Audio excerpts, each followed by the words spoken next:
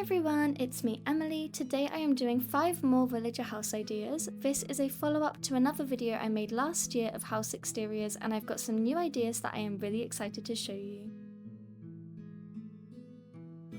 Up first is a house settled within a Japanese Zen garden. This would work really well for villagers like Genji or Shino, but I think that anyone would love this house. Pathing is really one of the best ways to mix up your builds. We have 10 villager houses to decorate, so if you're trying to create unique designs for everyone, even just a simple switch of which in-game path you use will really start to differentiate the areas. I'm laying a bunch of circles of alternating path colours, and then it is time to build up my cliffs, because for that Zen atmosphere I wanted to make this house feel almost like a secret, kind of tucked away so it has that feeling of randomly stumbling across somewhere really beautiful. And I feel like the cliffs kind of closing it in help give that vibe. I also need plenty of cliffs because I am a huge fan of waterfalls, and I had to find somewhere in this build for them to go. I've got a little one happening in this corner, and then I'm just starting to add in my decorations. The bamboo doll is such a cool item. It really embodies Animal Crossing. It looks just like a green stick, but if you interact with it, this flying doll comes out, which is so random and fun.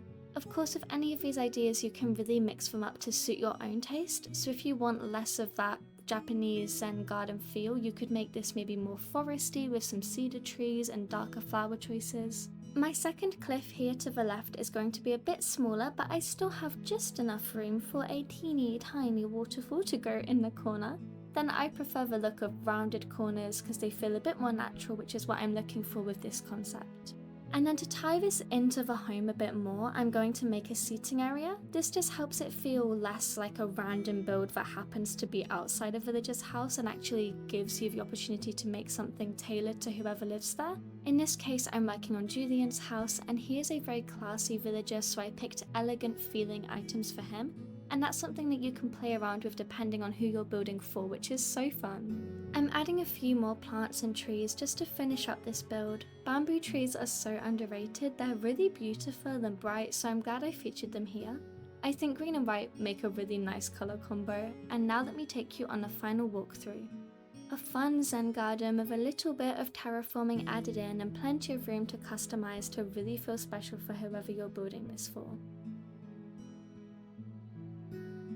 This next idea is to make a farmyard. Of course, any farm animal villagers like cows or chickens or sheep would be really awesome for this. This area was totally inspired by the cottagecore aesthetic that was so popular in the early days of New Horizons, but I know there is still a strong fan base for that cozy cottage theme.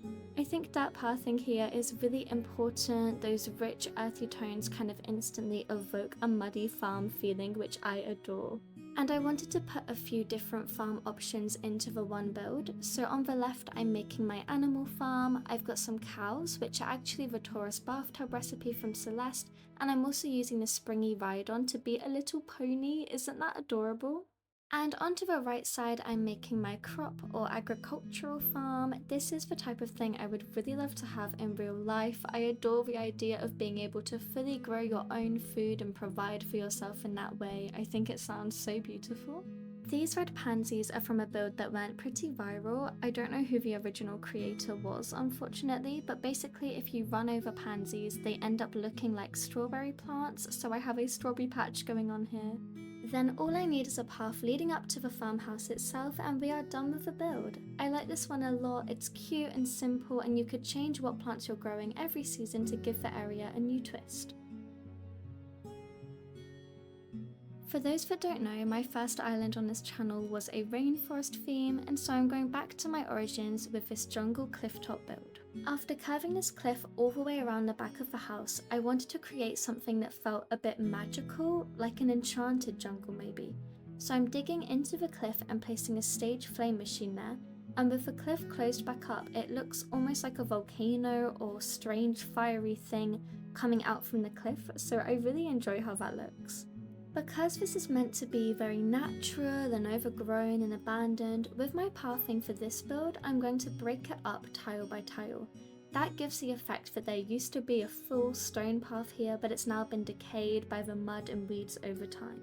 I'm adding a second cliff and I'm placing this right by my river because I want to connect the waterfalls that I will, of course, be building into the river itself. With any terraforming, my main tip is just not to overthink. If you obsess over everything being perfect, it gets so hard to get anywhere.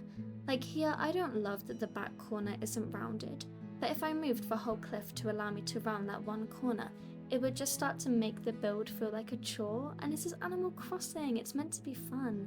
For furniture, I didn't really want to use anything that looked man-made, but the leaf umbrellas are great because they just look like a giant leaf. And you could also add custom designs of bugs or footprints around here if you have space for them. And I love using star fragments and moss. It means this build will also look super cool at nighttime, which I always like. And that is the jungle area completed. Nice and natural, you could definitely expand this into a bigger landscape across your island, so hopefully you enjoy this one. Now we are moving on to an orchard. I think this is a really great idea if you have more of a housing district for your villagers, so maybe a few homes together, just because it's pretty big, so you could treat it more like a community orchard, or you can give every villager their own mini orchard and pick what fruit you think suits them and individualize to kind of everyone's own style. For this build I went with cherries as my fruit, but that is only because I did not have apples. Apples are objectively the correct orchard fruit, pears coming in second, but cherries? I don't know, but that's what I picked, so we have to cope with it.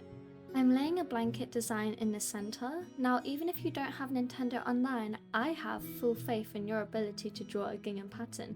That's part of what makes picnic blankets so great, is you don't really need custom designs and you don't need a lot of fancy items to make one. I'm keeping the orchard nice and natural with crafted items and spaces to sit, a few flowers acting as my finishing touch. Here is the final area. What do we think? I like this. Very simple, hopefully really accessible even if you're new to the game, because you don't need to have too much stuff unlocked to make it, and you could definitely leave out the pathing if you don't have the Island Designer app yet.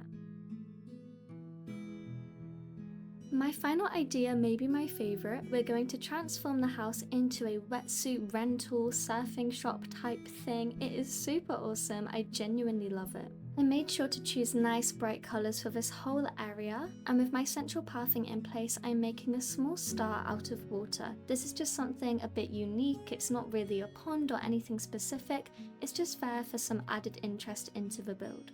Now, in order to make sure that the villager house is fully incorporated into the build, I'm going to make some mini buildings next to it so that it looks like a row of shops. I'm doing this in a few different methods. On the left, taking a gazebo and placing a stall in front of it to look like a storefront. Then I'm filling this gap with a few oceany items like my surfboards and red snapper model. To the right, I'm doing the same thing but using the pergola instead as the back of my storefront, and I think this probably works better than the gazebo just because you can customize the flowers to be a colour that matches your area or other items.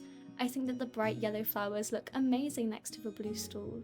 This area is also meant to be practical. I don't normally carry a wetsuit with me, but sometimes I get that urge to go diving, and this is a quick place to come grab your wetsuit without having to go back home. That's why I made sure to drop rather than place some of the suits so that I can pick them up without ruining the build, or if you have guests over, they can pick up a wetsuit and come swimming with you, whereas they wouldn't be able to pick up the item if you had placed it. So yeah, overall I like this idea a lot, and I think this might be how I leave the house for now, especially seeing as it is summer and this is a super bright summery build. And then those are my 5 villager house ideas. I really hope you liked them and were able to get a bit of inspiration for your island. If you did, please consider leaving me a like and a comment which was your favourite. Subscribe if you'd like to see more, and with that I will see you all next time. Bye!